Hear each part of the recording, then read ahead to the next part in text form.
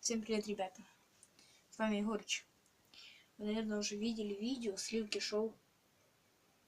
Он выращивает лук там в бутылке.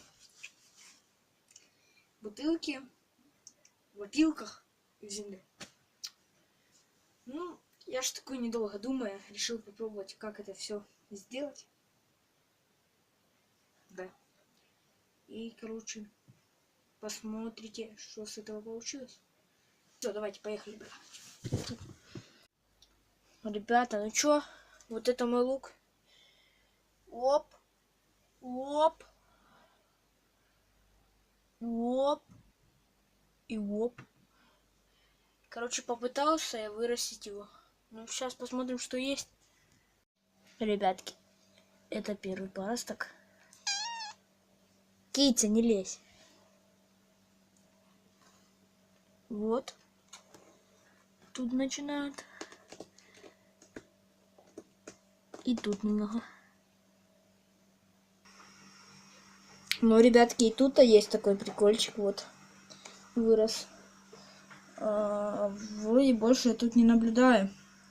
Также, ребятки, еще я вырастил лук. Вот здесь. Сейчас вспышку включу. Вот. Вот паросток. Вот проросток, точнее. Ну, и вроде тут не наблюдается. Так что, ребят, можете смело садить лук и выращивать его зимой, чтобы не покупать. Хотя на рынке он стоит очень дешево, но все равно не тратить время на это все. Просто посадить, взять и все. Эксперимент годен. Сливки Шоу, спасибо за совет. Все, ребят, вы меня услышали. До новых встреч.